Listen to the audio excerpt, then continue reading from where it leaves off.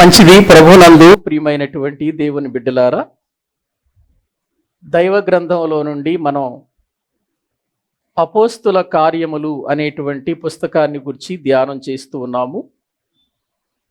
ఈ అపోస్తుల కార్యముల గ్రంథంలో అపోస్తులు దేవుని కొరకు జీవించినటువంటి వారి జీవితాలు, ప్రభు కొరకు వారు పడిన ప్రయాస, దేవుని సంఘములను ఏర్పాటు చేయటానికై వారు ప్రయాణించినటువంటి ప్రయాణములను గురించి మనం నేర్చుకుంటూ వస్తూ ఉన్నాం. అపోస్తుడైనటువంటి పౌలు, బర్నబాలు మొదటి ప్రయాణంలో ఎన్నో ప్రదేశాలకు వెళ్ళారు, ఎంతో సువార్తను చేశారు, ఎంతోమంది రక్షణ పొందటానికి మార్గదర్శకులయ్యారు. అనేకులు రక్షించబడటానికి ఏదో అది చిన్న పని కాదు, కానీ వారు ఎంతో శ్రమ పడ్డారు. వారు పడినటువంటి శ్రమ మామూలు శ్రమ కాదు, భయంకరమైనటువంటి శ్రమలు వారు అనుభవించారు. అవమానపరచబడ్డారు, త్రోసివేయబడ్డారు, నెట్టివేయబడ్డారు, హింసింపబడ్డారు, రాళ్లతో కొట్టబడ్డారు. ఎన్నో శ్రమల గుండా వారు మొదటి ప్రయాణాన్ని ప్రారంభించి ఆ ప్రయాణాన్ని ముగించినట్లుగా దైవ గ్రంథంలో చూస్తూ ఉన్నాం. అంటే సిరియాలో ఉన్న అంతియొకయలో నుండి బయలుదేరిన వీరు అనేక ప్రదేశాలకు వెళ్ళి మొదటి ప్రయాణాన్ని ముగించుకొని మరలా తిరిగి వారు సిరియాలో ఉన్నటువంటి అంతియొకయకు వచ్చినట్లుగా మనం చూస్తున్నాం. ఈ మొదటి ప్రయాణంలో ఎవరెవరు వెళ్ళారని చెప్పుకున్నాం? బర్నబా గారు, పౌలు గారు, వారితో పాటు మార్కు అనే మారు పేరు కలిగిన యోహాను వెళ్ళినట్లుగా మనం చూస్తున్నాం. కానీ పంపూలియా అనే ప్రదేశానికి వచ్చినప్పుడు యోహాను గారు వారిద్దరిని విడిచిపెట్టి తిరిగి యెరూషలేముకు వచ్చినట్లుగా మనం చూస్తున్నాం. యోహాను గారు తిరిగి వచ్చాడు, కానీ పౌలు గారు, బర్నబాలు మాత్రం తిరిగి రాలేదు. వారి ప్రయాణాన్ని ముగించుకొని అనేక స్థలాలలో దేవుని వాక్యాన్ని బోధించి అనేక మందిని ప్రభు కొరకు రక్షించి సంఘములను కట్టి దేవుని యొక్క సన్నిధానములో వారు తిరిగి వచ్చినట్లుగా మనము చూస్తున్నాం. తిరిగి వచ్చి వారు అంతియొకయలోనే దేవుని పరిచర్య చేస్తున్నారు, దేవుని వాక్యాన్ని బోధిస్తున్నారు. ప్రియులారా, ఇటువంటి పరిస్థితులలో అంతియొకయలో ప్రియులారా ఒక సంఘటన జరిగింది. అదేంటంటే, సంఘములో లేక రెండు గుంపుల వారు ఉన్నారు. ఒకటి యూదులలో నుండి రక్షించబడిన వారు, రెండవది అన్యజనులలో నుండి రక్షించబడిన వారు. యూదులలో నుండి రక్షించబడిన వారు, అన్యజనులలో నుండి రక్షించబడినటువంటి వారు సంఘములో వారు కొనసాగుతూ ఉన్నారు. కొనసాగుతూ ఉన్నప్పుడు జరిగిన విషయం ఏంటంటే, యోదయ నుండి కొంతమంది వచ్చారండి. కొంతమంది వచ్చి వాళ్ళు ఏం చేశారంటే, ఆచార సంబంధమైన కార్యక్రమాలు కూడా సంఘంలో జరగాలని ఒక తర్కాన్ని పెట్టుకున్నారు. చూద్దాము రండి, బైబిల్ గ్రంథంలో అపోస్తుల కార్యముల గ్రంథము 15వ అధ్యాయము మొదటి వచనాన్ని మనము చదువుకుందాం. అపోస్తుల కార్యముల గ్రంథము 15వ అధ్యాయము మొదటి వచనాన్ని మనము చదువుకుంటున్నాం. కొందరు యోదయ నుండి వచ్చి, మీరు మోషే నియమించిన ఆచారము చొప్పున సున్నతి పొందితేనే గాని రక్షణ పొందలేరని సహోదరులకు బోధించిరి. ఆ రెండవ వచనం కూడా, పౌలునకును బర్నబాకును వారితో విశేష వివాదమును తర్కమును కలిగినప్పుడు ఈ అంశము విషయమై పౌలును బర్నబాయు తమలో మరికొందరును యెరూషలేమునకు అపోస్తుల యొద్దకును పెద్దల యొద్దకును వెళ్ళవలెనని సహోదరులు నిశ్చయించిరి. చాలండి. ఇప్పటి వరకు వీరు సంఘానికి వెలుపల ఎన్నో శ్రమలు అనుభవించి వచ్చారు, ఎన్నో బాధలు అనుభవించి వచ్చారు, గాయాల పాలైపోయి వచ్చారు. ప్రియులారా, వచ్చినటువంటి వీరు సంఘమును నడిపిస్తూ ఉండగా, దినాలు గడిచిపోతూ ఉండగా ఒక తర్కం సంఘంలో లేచింది. సంఘము రెండు గుంపులైపోయింది. ఒకటేమో రక్షించబడిన యూదులు, మరొకరేమో అన్యజనులలో నుండి రక్షించబడినటువంటి వారు. రెండు గుంపులు సంఘములో ఉన్నాయి. అయితే ప్రభువుని నమ్మినటువంటి యూదులు ఒక సమస్య తీసుకొచ్చి పెట్టారు. ఏంటి ఆ సమస్య అంటే, ఇదిగో సంఘములో రక్షణ పొందితే పొందండి, కానీ ఆ రక్షణ సున్నతి పొందితేనే వాళ్ళు రక్షణ పొందాలి అని సున్నతికి రక్షణకు లింకు పెట్టేశారు. అంటే మోషే ఆచారం కదా ఇది, ఆ ఆచారము సంఘములో తప్పకుండా జరగాలి, సున్నతి పొంది రక్షణ పొందాలి అనేటువంటి ఒక వివాదాన్ని తీసుకొచ్చారు. ప్రియులారా, గమనించండి, ఇక్కడ సంఘము సజావుగా సాగిపోతున్న టైములో, సంఘము మంచిగా కొనసాగుతున్నటువంటి టైములో సమస్య ఎలా ప్రారంభమైందో సంఘంలో మనము చూస్తున్నాం. ప్రియులారా, సంఘము దేవుని కొరకు బ్రతకాలని దైవ ప్రణాళికలో ముందుకు కొనసాగుతున్నప్పుడు సంఘములో ఇటువంటి వారు కూడా ఉంటారు అనే విషయాన్ని మనం తెలుసుకోవాలి. ఎందుకంటే పౌలు గారికి, ప్రియులారా, బర్నబా గారికి తెలియనటువంటి వాక్యము వీరికేం తెలియదు. ఎందుకంటే బర్నబా గారు వాక్యములో మంచి పట్టున్నవాడు, పౌలు గారు వాక్యములో ఆరితేరిన వాడిగా మనము చూస్తుంటున్నాం. వీరిద్దరితో వాదం పెట్టుకున్నారండి. ఏంటంటే మోషే ధర్మశాస్త్ర ప్రకారం సున్నతి జరిగేది కాబట్టి అన్యజనులకు కూడా ఏం కావాలి? సున్నతి పొందాలి. కాబట్టి ఇలా పొందితేనే రక్షణ అనేటువంటి విషయాన్ని వారు బయటికి తీసుకొచ్చారు. ఒక సమస్యగా మారిపోయింది అది సంఘంలో. ఇప్పుడు అన్యజనులు, ప్రియులారా, సున్నతి ఎలా పొందుతారు? ఇశ్రాయేలీలంటే సున్నతి పొందితే దానికి ఒక అర్థం ఉంది. కానీ వీరు లేనిపోయినటువంటి ఆచారాలను తీసుకొచ్చి పెట్టినట్లుగా మనము చూస్తున్నాం. ప్రియులారా, సంఘము ఎప్పుడు కూడా వాక్యానుసారముగా ఆధ్యాత్మికంగా ముందుకు వెళ్ళాలి, కానీ దేవుని సన్నిధిలో ఆచార సంబంధమైనవి ముఖ్యము అనేటువంటి విషయాన్ని ఎప్పుడు కూడా మనము తీసుకురాకూడదు. ఎందుకంటే యేసు ప్రభు వారి కాలములో కూడా యేసు ప్రభువుకు పరిసయ్యులకు ఇక్కడే వాదన జరిగింది. అప్పుడు యేసు ప్రభు వారు ఆ వాదనలో ఏమన్నాడో ఒకసారి రండి చూద్దాం బైబిల్ గ్రంథములో. ప్రియులారా, మత్తయి సువార్త దేవుని వాక్యాన్ని మనము చూడగలిగితే మత్తయి సువార్త 13వ అధ్యాయము, మత్తయి సువార్త 13వ అధ్యాయాన్ని మీరు తెరచి అందులో 13వ వచనము నుండి చదవండి.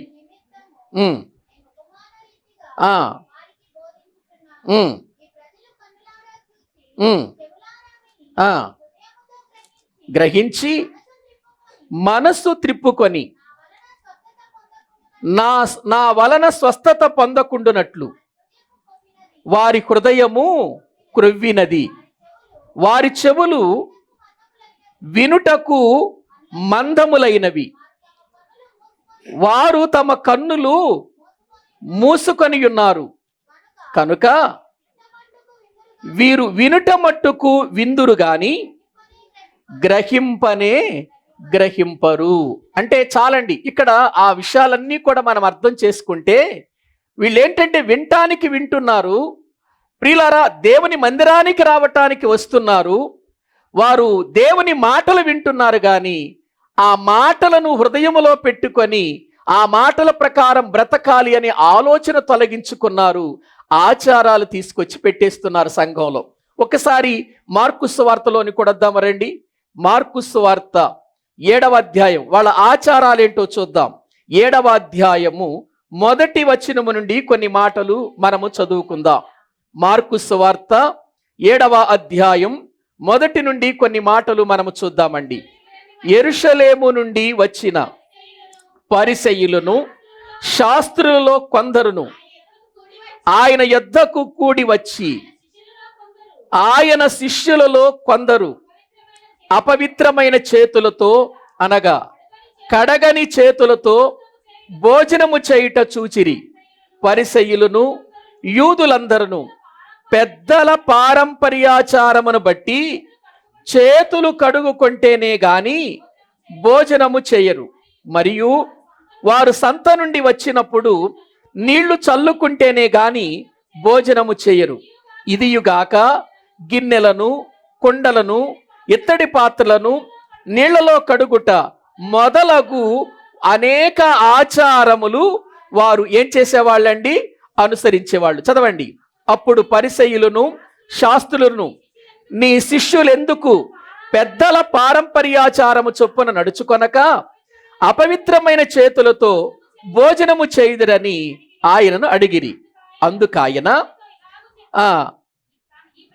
ఈ ప్రజలు పెదవులతో నన్ను గనపరుచుదురు గాని వారి హృదయము నాకు దూరముగా ఉన్నది. వారు మానవులు కల్పించిన పద్ధతులు దేవోపదేశములని బోధించుచు నన్ను వ్యర్థముగా ఆరాధించుదురు అని వ్రాయబడినట్టు వేషధారులైన మిమ్మును గూర్చి యెషయా ప్రవచించినది సరియే.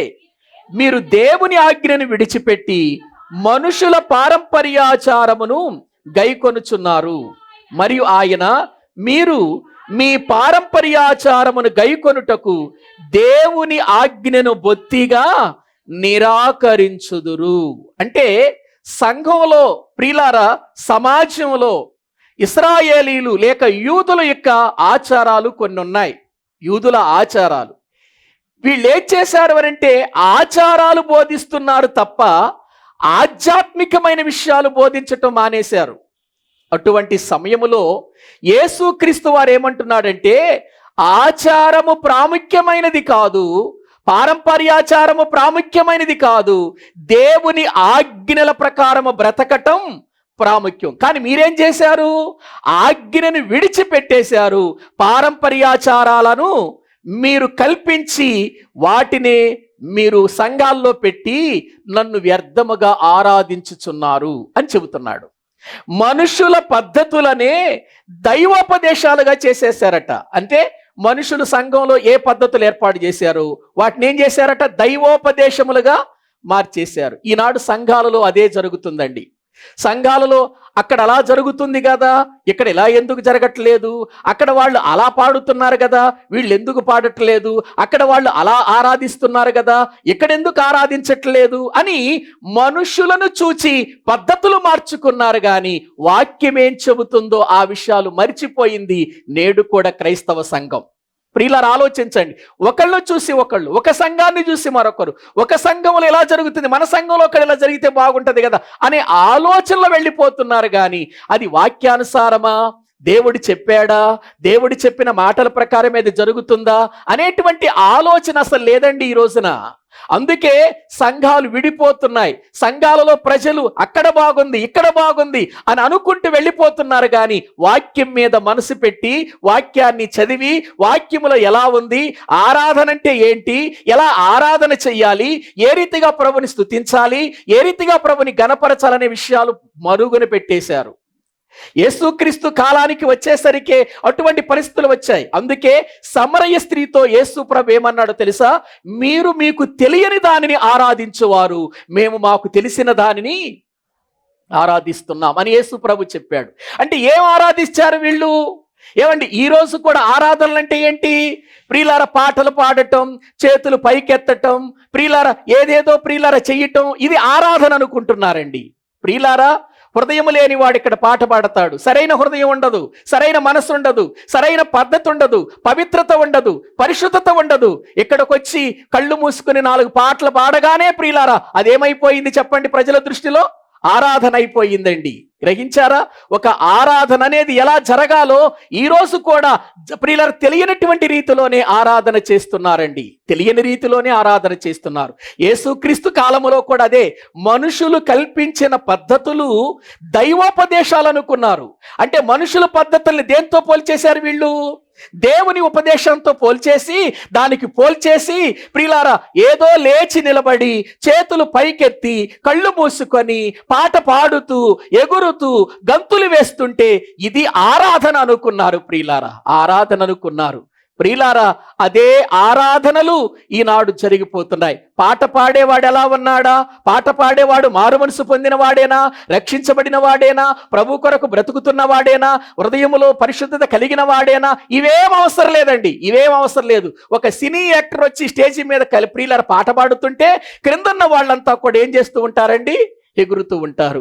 ఏమండి, ఆలోచించండి. ఆరాధించే వాని యొక్క జీవితం, ప్రియులారా ఆరాధించబడుతున్నటువంటి క్రీస్తు యొక్క జీవితము కలిగి మనము పవిత్రమైనటువంటి రీతిలో ఆరాధించాలి. ఆత్మతో సత్యముతో ఆరాధించాలి. ఎలా పడితే అలా ఆరాధించకూడదు. తెలియనటువంటి స్థితిలో ఈనాడు క్రైస్తవ సంఘం సాగిపోతూ వెళ్ళిపోతుంది. ప్రియులారా గమనించండి, ఎందుకు నేను ఈ విషయాన్ని చెబుతున్నానంటే సంఘములోనికి ఆచారాలు వచ్చాయి. ఆచారాలు ఎవరి వలన పుట్టాయి? మనుషుల వలన పుట్టాయి.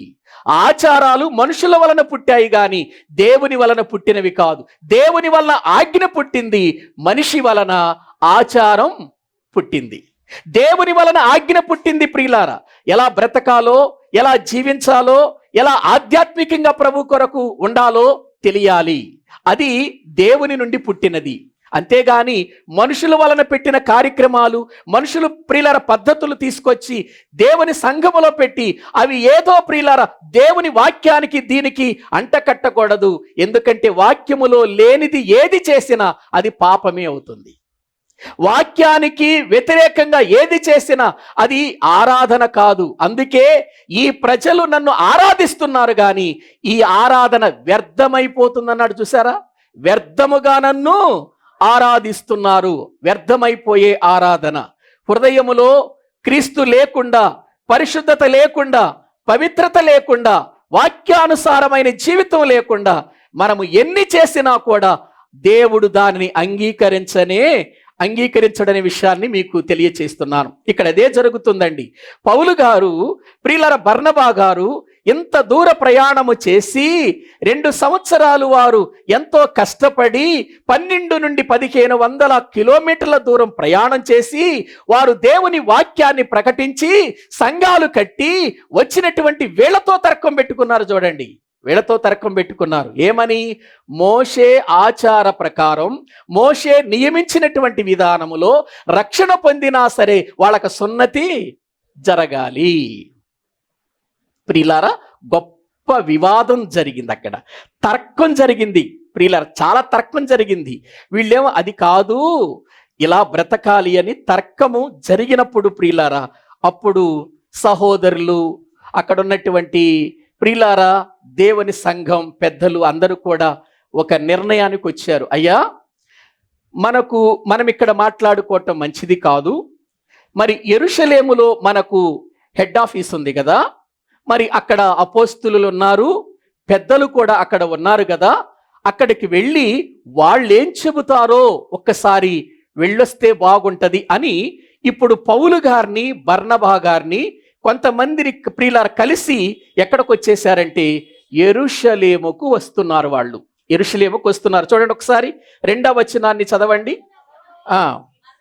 పౌలునకును బర్నబాకును వారితో విశేష వివాదమును తర్కమును కలిగినప్పుడు ఈ అంశము విషయమై పౌలును బర్నబాయు తమలో మరికొందరును యెరూషలేమునకు అపోస్తుల యొద్దకును పెద్దల యొద్దకును వెళ్ళవలనని సహోదరులు నిశ్చయించిరి అని మనం చూస్తున్నాం. అంటే ఇక్కడ కాదు, ఇది ఇక్కడ తెగేటట్లు లేదు. పౌలు బర్నబాలేమో ఒక రకంగా మాట్లాడుతున్నారు, మిగిలినటువంటి ఈ యూదులేమో, నమ్మిన యూదులేమో ఇటువంటి ఆచారాలు తీసుకొచ్చారు. మరో ప్రక్క అన్యులు ఉన్నారు. ఏమి అర్థం కాని పరిస్థితి అయిపోతుంది సంఘంలో. కాబట్టి అపోస్తులు ఉన్నారు కదా అక్కడ యెరూషలేములో, పెద్దలు ఉన్నారు కదా, అక్కడికి వెళితే వాళ్ళు విషయం చెబుతారు.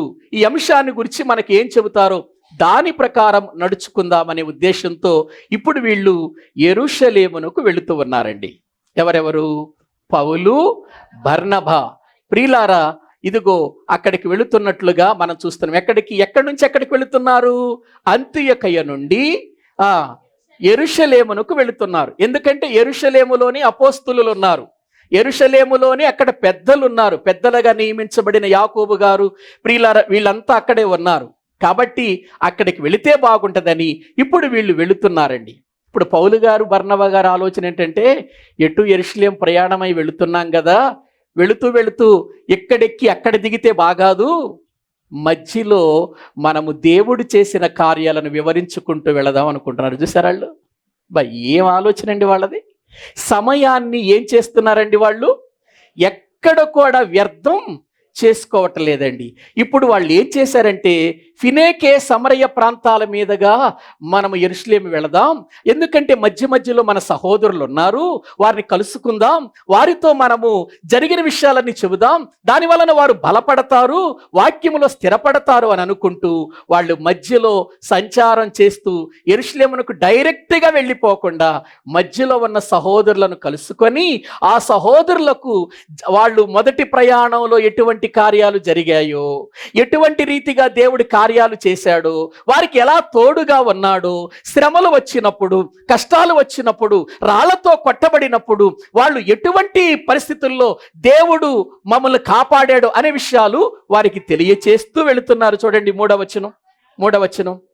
కాబట్టి వారు సంగము వలన సాగనింపబడి ఫెనీకే సమరయ దేశముల ద్వారా వెళ్ళుచు అన్యజనులు దేవుని వైపు తిరిగిన సంగతి తెలియపరిచి సహోదరులకందరికీ మహా సంతోషము కలిగించారు.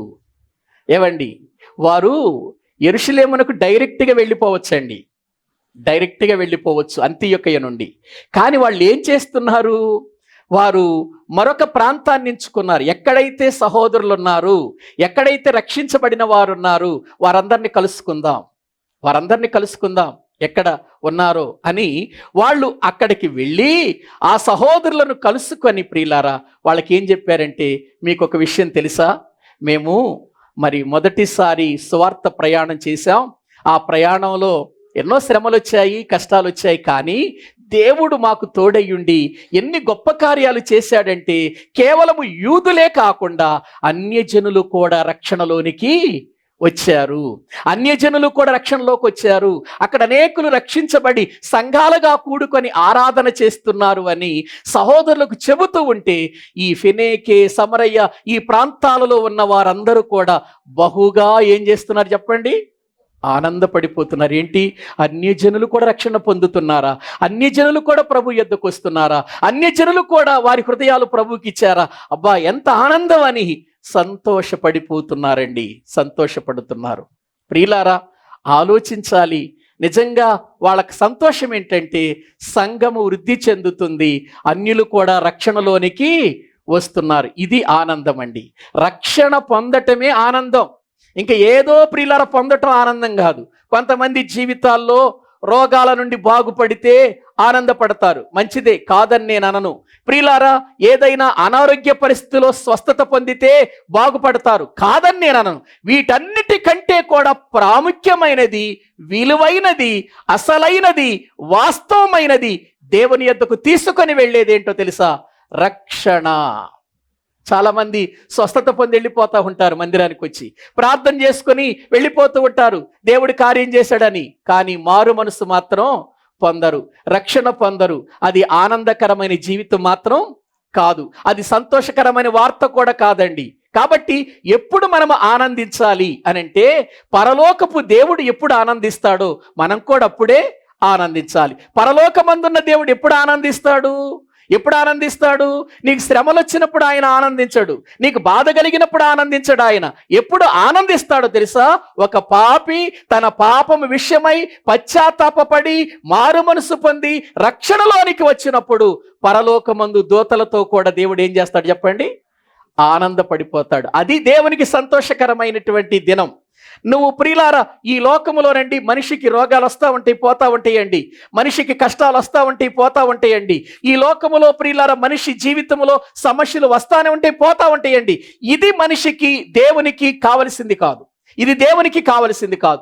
దేవునికి కావలసింది ఏంటంటే నీవు నీ పాపముని విడిచిపెట్టి నువ్వు పశ్చాత్తాపపడి నేను పాపిని ప్రభు అని ఒప్పుకొని యేసుక్రీస్తు వారు నా కొరకై ఈ లోకములోనికి వచ్చి చనిపోయి సిలువ వేయబడి చనిపోయి సమాధి చేయబడి మూడవ దినాన తిరిగి లేచి నా పాపమునకు పరిహారము జరిగించి రక్షణ భాగ్యాన్ని నాకు కలిగించాడు అని.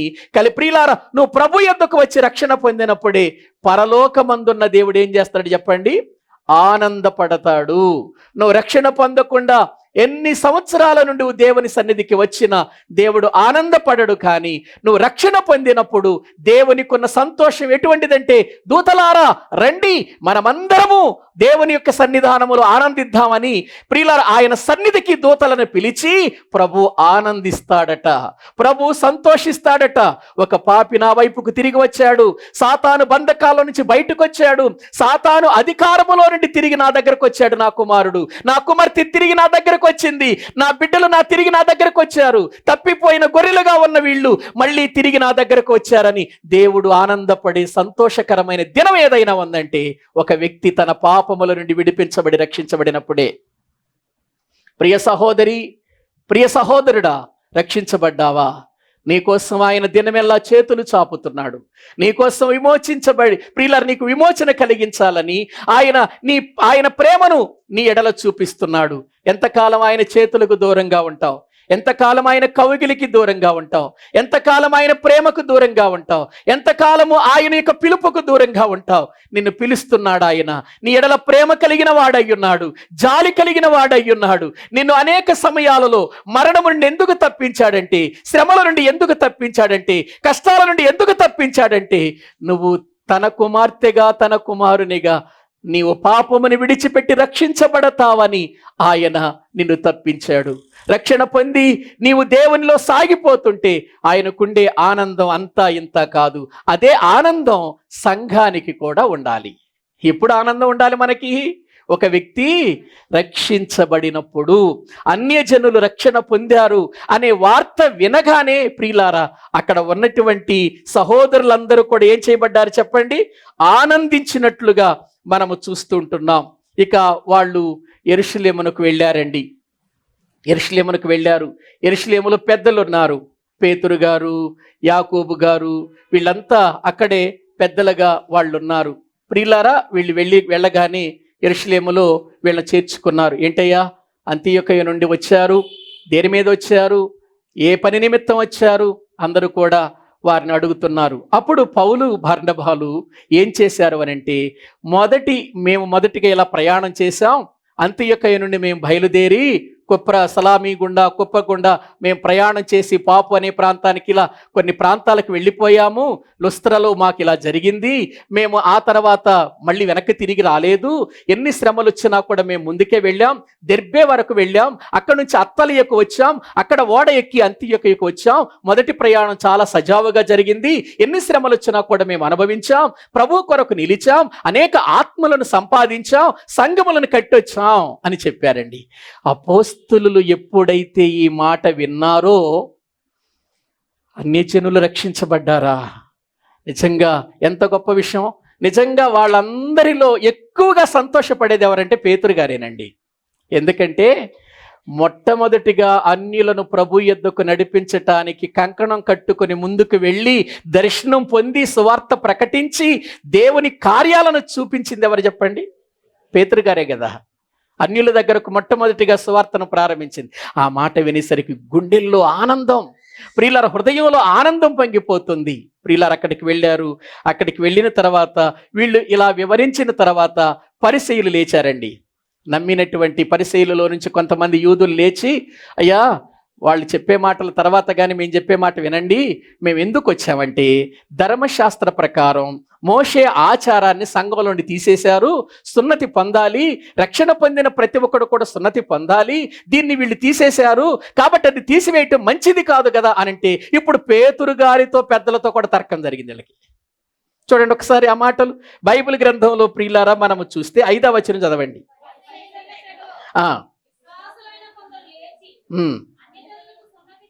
అన్యజనులకు సున్నతి చేయింపవలెననియు మోషే ధర్మశాస్త్రము గైకొనుడని వారికి ఆజ్ఞాపింపవలెనని చెప్పారు. అయ్యా మీరు వాళ్ళకి చెప్పాలి, మీరు ఆజ్ఞాపించాలి వాళ్ళకి. పౌలు గారికి బర్నబా గారికి తెలియదా? వాళ్ళు యూదులు కాదా? వాళ్ళు ఆచారాల నుండి వచ్చిన వాళ్ళు కాదా? అక్కడి నుంచి వచ్చిన వాళ్ళే కదండి. పౌలు గారు బర్నబా గారు ఎవరు? యూదులే కదా. ఇక్కడ మనం చూస్తే పౌలు గారేమో బెన్యామీను గోత్రికుడు కదా, యూదుల్లో నుండి వచ్చిన వాడే కదా. ఇక మన బర్నబా గారిని చూస్తే లేవి వంశస్థుడు. ఏమండి, లేవి వంశస్థుడు. యాజకత్వంలో వీళ్ళకి తెలియంది, వీళ్ళకేం తెలుసు? చూసారా? కాబట్టి ఇక్కడ తర్కం జరుగుతుందండి. తర్కం. కొంతమంది ఏంటంటే తర్కం వాక్యానుసారంగా ఉండదు. నా మాట గెలవాలి, నేను చెప్పింది నెరవేరాలి అని అంటారే కానీ అసలు వాక్యం ఏం చెబుతుందయ్యా, దీన్ని బట్టి మనం ఎలా వెళితే బాగుంటుంది అనే ఆలోచన ఉండదు చాలా మందికి. నా మాట గెలవాలి, నా మాట గెలిస్తేనే అది బాగుంటుంది అన్నట్టుగా ఉంటాం. మన మాటలు ఎప్పుడు గెలవటానికి ప్రయత్నం చేయకూడదు. సంఘాల్లో బయట ఉంటే ఉండొచ్చు. సంఘములో సమస్య వచ్చినప్పుడు వాక్యం ఏం చెబుతుంది, వాక్యం ఏ రీతిగా బోధిస్తుంది, వాక్యములో ఉన్నటువంటి దేవుని బిడ్డలు ఎలా సమస్యకు పరిష్కారం చేశారు, ఏ రీతిగా కొనసాగించారు, ఇది కొనసాగాలి. కానీ ఎప్పుడైనా సరే ప్రియులారా, సంఘములో నా మాటే గెలవాలి అని ఒకవేళ అనుకుంటే మాత్రం అది ఒకవేళ జరుగుతున్నట్టుగా అనిపించొచ్చేమో కానీ అది దేవుణ్ణి బాధపరిచే విధానం, అది దేవుణ్ణి దుఃఖపెట్టే విధానం అది. అందుకే ఇప్పుడు వీళ్ళు పెద్దల యొద్దకు వెళ్ళారండి. ఇప్పుడు పెద్దలతో ఏం జరుగుతుంది? 6వ వచనం చదవండి. అప్పుడు అపోస్తలులను పెద్దలను ఈ సంగతిని గురించి ఆలోచించుటకు కూడి వచ్చిరి. బహు తర్కము జరిగిన తర్వాత, చాలండి, అపోస్తలులను పెద్దలను ఈ సంగతిని గురించి ఆలోచించటానికి కూడి వచ్చేసారు. ఇక అందరూ వచ్చేసారు. రండి, పెద్దలు ఎక్కడున్నారు? యెరూషలేములో అందరికీ కబుర్లు వెళ్ళిపోయినాయి. పెద్దలు ఎక్కడున్నారు? అపోస్తలులారు ఎక్కడున్నారు? రండి, మనందరం కూడి రావాలి. ఎందుకంటే అంతియొక సంఘంలో ఒక సమస్య వచ్చింది, ఆ సమస్యను పరిష్కారం చేయాలి, రండి అని అందరినీ అక్కడ సమకూరుస్తున్నట్లుగా మనం చూస్తున్నాం. ప్రియులారా, క్రైస్తవ సంఘంలో మొట్టమొదటిగా అనేకులు కూడి సమస్యను పరిష్కరించటానికి ఒక పెద్ద సభ ఏర్పాటు చేసిన సభ ఇదే ముఖ్యం. ఇదే మొదటిది. ఇప్పుడు అపోస్తలులు వచ్చేశారు, సంఘ పెద్దలు వచ్చేశారు, అందరూ కూడా అక్కడ కూడుకున్నట్లుగా దైవ గ్రంథంలో మనము చూస్తున్నాం. ఇప్పుడు వాళ్ళందరూ, ఎందుకంటే వీళ్ళతో కూడా వాళ్ళకి తర్కం జరిగిందిగా, వీళ్ళతో కూడా వాళ్ళేమంటారు? మోషే ధర్మశాస్త్ర ప్రకారం సున్నతి చేయాల్సిందే అని అంటారు వాళ్ళు. వీళ్ళేమో అవసరం లేదయ్యా, విశ్వాసమును బట్టి కదా మనకు రక్షణ అంటారు వీళ్ళు. అంతే కదా, రక్షణ దేన్ని బట్టి మనకి? ఒక విశ్వాసమును, ప్రభువైన యేసునందు విశ్వాసం ఉంచుము, అప్పుడు నీవును నీ ఇంటి వారును. విశ్వాసము ద్వారా రక్షణ. ఈ విశ్వాసము ద్వారా పొందవలసిన రక్షణను సున్నతికి, పాత నిబంధనలో సున్నతికి ముడిపెట్టేశారండి. అదే జరగాలంటారు వీళ్ళు. అది వద్దయ్యా, మనందరం అందులో నుంచి వచ్చిన వాళ్ళమే కదా, ఇంకా మళ్ళీ ఆచారాలేంటి, ఆ పద్ధతులేంటి, సంఘములు అవి ఉండకూడదు. ఇప్పుడు క్రీస్తునందు ఎవరైతే విశ్వాసం ఉంచుతారో, ఆయన మరణము, ఆయన సమాధి, ఆయన పునరుత్థానం, దీని మీద ఎవరైతే విశ్వాసం ఉంచుతారో దాన్ని బట్టి కదా రక్షణ. మీరేంటి మళ్ళీ ఆ పాత తీసుకొస్తారు? తర్కం. పేతురు గారితో అక్కడేమో పౌలు బర్నబా గారితో తర్కం పెట్టుకున్నారు, మళ్ళీ ఇక్కడికి వచ్చి పెద్దలతో అపోస్తలులతో కూడా తర్కం పెట్టుకున్నారు. ఎందుకు? వీళ్ళ వాదన ఏమయ్యాలి? సంఘములో వాదనలు ప్రియులరు ఎప్పుడు నాది జరగాలి, నీది జరగాలి ఉండదు. ఎవరి జరగాలి తెలుసా? పరిశుద్ధాత్మ యొక్క ఆధీనములో కార్యం జరగాలి.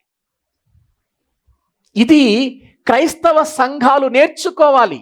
క్రైస్తవ సంఘాలలో ప్రతి ఒక్కరూ తెలుసుకోవాలి ప్రియులారా.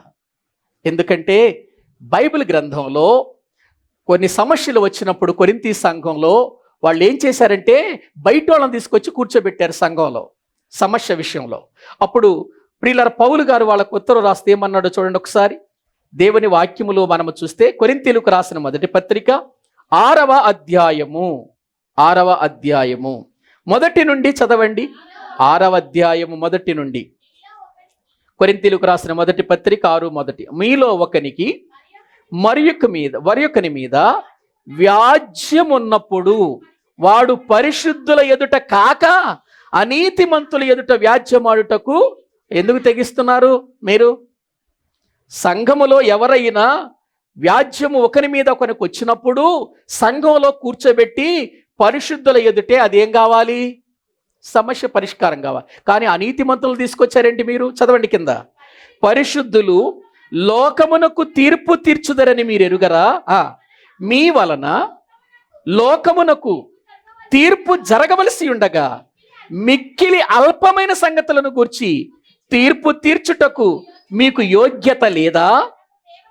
మనము దేవదూతలకు తీర్పు తీర్చుదమని ఎరుగరా? ఈ జీవన సంబంధమైన సంగతులను గూర్చి మరి ముఖ్యముగా తీర్పు తీర్చవచ్చును కదా. కాబట్టి ఈ జీవన సంబంధమైన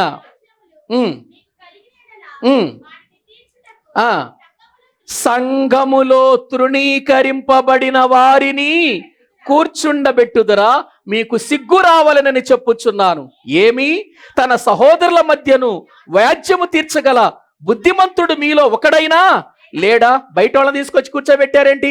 తృణీకరించబడిన వారిని తీసుకొచ్చి పెట్టారేంటి?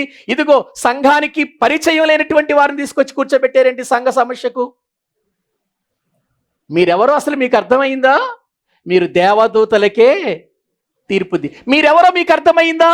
లోకానికే మీరు తీర్పు తీర్చేవాళ్ళు. ఇంత గొప్ప స్థానం మీకు ఇస్తే చిన్న విషయాలు, అల్ప విషయాలు మీరు ప్రక్కన పెట్టి మీలో బుద్ధిమంతుడు లేడన్నట్టుగా, మీలో మాట్లాడేవాడు లేడన్నట్టుగా తీసుకొచ్చి తృణీకరించబడిన వారిని సంఘంలో కూర్చోబెట్టారేంటి మీరు తీర్పు తీర్చడానికి? పౌలు గారు కొరింథీ సంఘంతో మాట్లాడుతున్నాడు. ప్రియులారా, సంఘములో సమస్యలు వస్తాయి, కానీ అవి వాక్యానుసారముగా తీర్చుకోవాలి తప్ప నాది గెలవాలి, నాది గెలవాలి, నాది గెలవాలి అనుకొని నీ స్వార్థం సంఘంలో చూపించకూడదు. ప్రజల చేత సింపతి కోసం సంఘంలో సమస్యకు పరిష్కారం జరగకూడదు. దేవునికే మహిమ వచ్చేటట్టుగా పరిష్కారం జరగాలి. మరి ఎలా జరుగుతుంది ఈ రోజున? ఆలోచించండి ప్రియులారా. ఇక ఇప్పుడు పేతురు గారు లేచాడు. ఏం చెబుతున్నాడో వచ్చే వారం చెప్పుకుందాం. తలల వంచండి. అందరూ కూడా తలల వంచండి, ప్రార్థన చేసుకుందాం. తలల వంచండి. ప్రభువా, నిజమే నాయన, నీ వాక్యం ఎంత గొప్పది నాయన. శక్తివంతమైన నీ మాటలు ఎంత ఉన్నతమైనవి నాయన. ఈ లోకములో ఒక వ్యక్తి రక్షించబడటానికి ఎంత ప్రయాసపడుతున్నారయ్యా.